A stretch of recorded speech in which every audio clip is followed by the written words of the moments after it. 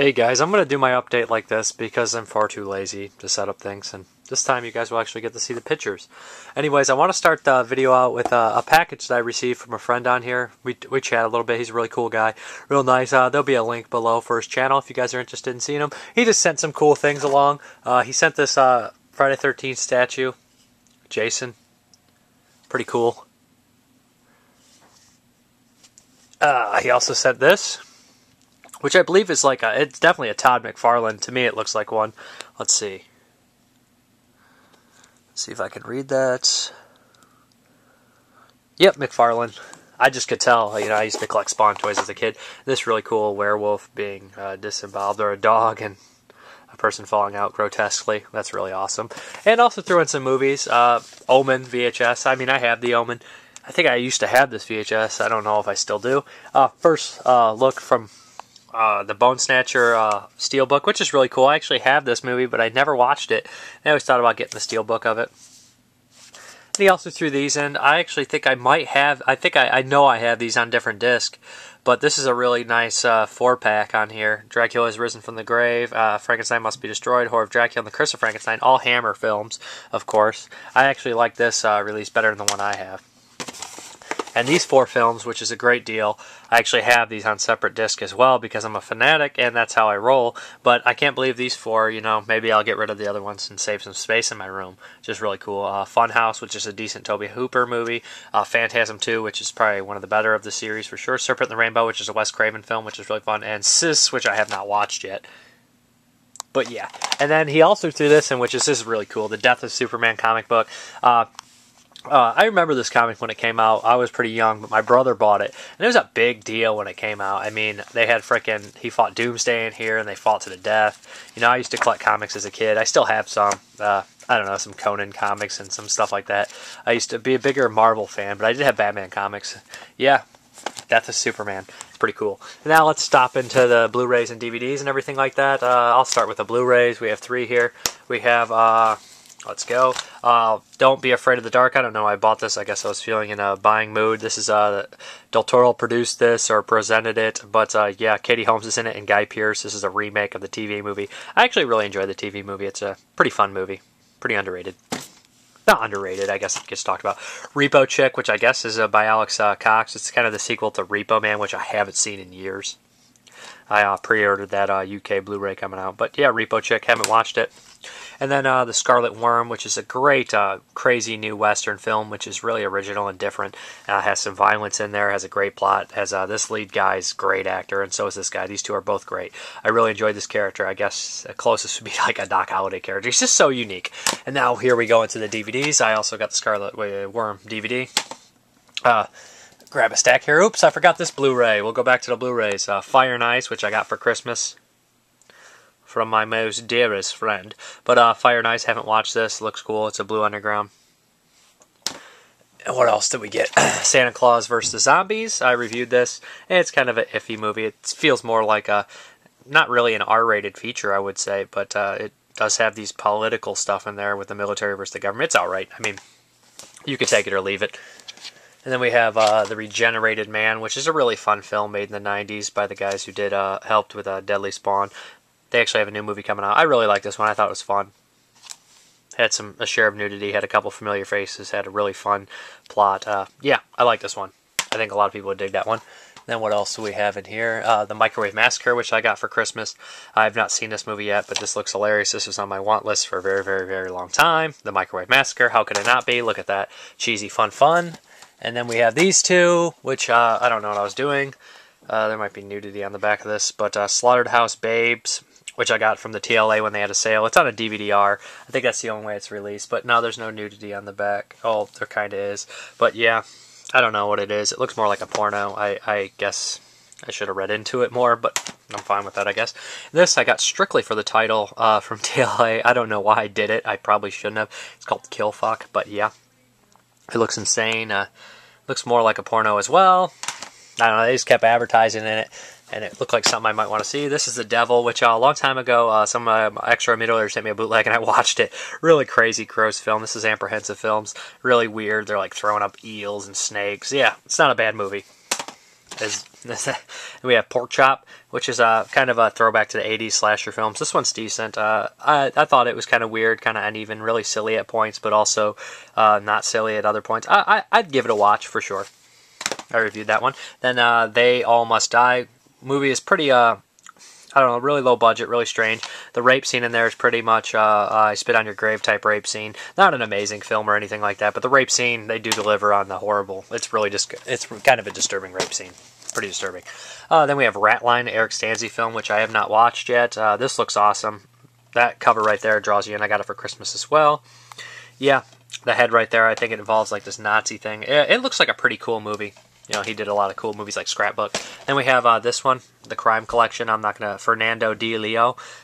Yeah, this is coming on Blu-ray too. I'd probably get that. Caliber 9, The Italian Connection, The Boss, Rulers of the City. I have seen some of this guy's work. He's like a screenwriter, I believe. He did Live Like a Cop, Die Like a Man or something like that. That's a really cool movie by Ruggero Deodato. I'd recommend that one. I haven't watched any of these ones, but yeah, it looks like it has some cool people in there. Got Henry Silva in there, who is from a lot of movies. Jack Palance is in it. Henry Silva was an alligator, and Dick Tracy. We have this More Brains, Return of the Living Dead documentary. This is really fun. I watched the whole thing. Enjoy it. A lot of great cast members. This is probably my movie I can watch over and over and over again. If I had to pick one movie that I could only watch, the only one movie for the rest of my life would be Return of the Living Dead, probably. Then we have Dark Night of the Soul, which is a Ron Atkins flick. Not a bad flick. Really weird, really surreal, kind of trippy. I enjoyed it. Low budget, nudity, fun. Craziness. We got this one for Christmas, Tenderness of the Wolves, which is not a print one. It's from Anchor Bay. It's about a serial killer who basically preys on young boys, young men. He eats them. At points, he drinks their blood and gives the meat away. This is like post-war, one of the post-world World Wars. Yeah, but this is a great movie. It's really cool. It's what's that? Eli Lamel's first movie. And the funny thing is that guy's like kind of like considered a hack now. Does really terrible movies. He's like, but this is like his first movie, and this is actually a really cool movie. I'd recommend this movie, especially for fans of serial killer movies. Some different kind of serial killer movies, not their typical bullshit. Like, their cops are after a serial killer, we gotta find him. That's a good movie. Tenderness of the Wolves, recommended. Dirty Diaries, this is like 12 shorts of feminist porn. I'm sure there's something on the back. I got this because I'm a weirdo, and I didn't know why. But they kept advertising it on TLA, and it just caught my attention. Just sitting there, that cover. Yeah, I did it. I don't know why. Then we got this for Christmas, Island of the Lost Souls, which is a Criterion. This looks pretty crazy. Anything Criterion is worth picking up, if you ask me, for most part. Sometimes there'll be some movie in there that's even pretentious, too pretentious, you know, but sometimes you gotta deal with it. But Island of Lost Souls, haven't watched it. It looks cool. Then we have The Paranoids, which I got from a video store. This is like $4. I don't know. This company has been releasing some weird stuff. What is that company? The Oscar-late? I don't remember. But yeah, this one sounded cool, sounded different. So I grabbed it for $4. I figured I'd give it a shot. Then we have the Atrocious, which I paid like $6, $7 for. Yeah, this is supposed to be good. I think it's a Spanish flick. This one looked very interesting to me. It's been popping up on my want list and wish list forever. And then this was a couple bucks, $5 Across the Eyes. Anchor Bay released this, you know. I heard a lot of bad things, but I heard some decent things, you know. I heard it's intentionally bad, but I don't know if that's true. That's $5 Across the Eyes. And then we have the Blu-ray Black Swan, which I forgot to include in the Blu-rays. But yeah, I figured I wasn't going to buy this until it went down to $20. I refuse to pay for a mainstream movie on Blu-ray for over $20 unless it's something super special. But yeah, I haven't watched it yet. It's $20 on Blu-ray at Walmart. Yeah, I shop at Walmart because I'm a horrible, horrible person. But Black Swan looks good. Heard good things. Great director. This one, ICU, which is also I got at a video store. It was really cheap. Why not? Wasn't very expensive. Then I bought this because I think I was on crystal meth in Walmart with all the bright lights. The Captain America old movies. It was $10. Look at Christopher Lee. Look at this crap. Who's the guy? Reb Brown. He was in Uncommon Valor with Gene Hackman. Then we have Eddie Presley, which is a Tempe movie. This was $3. This is one of the Tempe movies I don't have, so I grabbed it. Yeah, it's a 2-disc. Not bad for that price.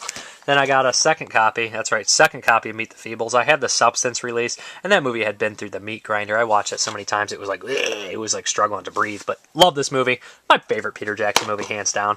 This is the Rec 2. I bought it new. Haven't seen it. I liked Rec 1, so I figured I'd grab 2. I didn't watch Quarantine either, but Rec 1 was good. Rec 2 is rated R, so why not? This I thought was funny for $5. It has a whole bunch of cheesy action movie, Night of the Warrior, Family of Cops, An Occasional Hell, and Extreme Justice. Yeah, This is like when you know you're wasting money just because it looks funny.